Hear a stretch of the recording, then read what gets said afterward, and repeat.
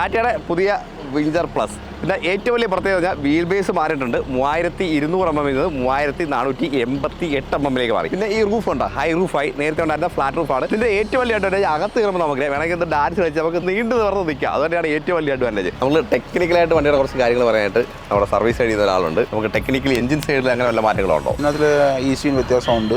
ഇത് AC വണ്ടിയാണ്. Okay. മറ്റേത് വിത്തൗട്ട് AC ഉണ്ട്. ഓക്കെയാണ് വണ്ടി. നല്ല കസ്റ്റമർക്ക് നല്ല അഭിപ്രായമുണ്ട്. ഓക്കെ. ഇവിടെ സീറ്റ് വരുമായിരുന്നു.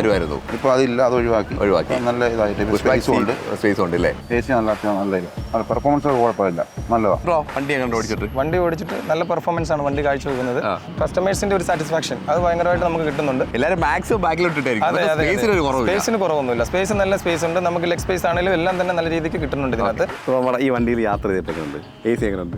AC കൂളിംഗ് കുഴപ്പമില്ല, നല്ല AC ആണ്, കൊള്ളാം. വണ്ടി യാത്രാ സുഖവും കാര്യങ്ങളും ഒക്കെ ഉണ്ട്. 60 ലിറ്ററിന്റെ ഡീസൽ ടാങ്കും 16 ലിറ്ററിന്റെ ഡെഫ് ടാങ്കുമാണ് കേട്ടോ. ഡബിൾ ആക്ഷനുള്ള പാരാബോളിക് ലീഫ് സ്പ്രിംഗ് ആണ് ബാക്കിൽ ഉപയോഗിച്ചിരിക്കുന്നത്. അതുപോലെ ബാക്കിൽ ഡ്രം ബ്രേക്ക് ആണ്, പക്ഷേ ABS കൂടെ സപ്പോർട്ട് ചെയ്യുന്നുണ്ട്. Twin pot caliper disc brakes ആണ് ഫ്രണ്ടിൽ ഉപയോഗിച്ചിരിക്കുന്നത്. ടയർ പ്രൊഫൈൽ വരുന്നത് 15 ഇഞ്ചാണ്.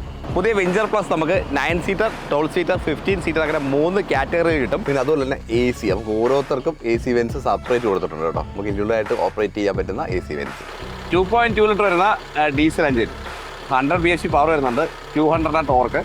എഞ്ചിൽ മാറ്റമൊന്നുമില്ല, നേരത്തെ ഉണ്ടായിരുന്ന ആ സെയിം എഞ്ചിൻ തന്നെ കൊടുത്തേക്കുന്നത് കേട്ടോ. നമുക്ക് അത്യാവശ്യം ലഗേജ് ഒക്കെ വെക്കാൻ പറ്റുന്ന നല്ലൊരു സ്റ്റോറേജ് സ്പേസും ഉണ്ട് കേട്ടോ.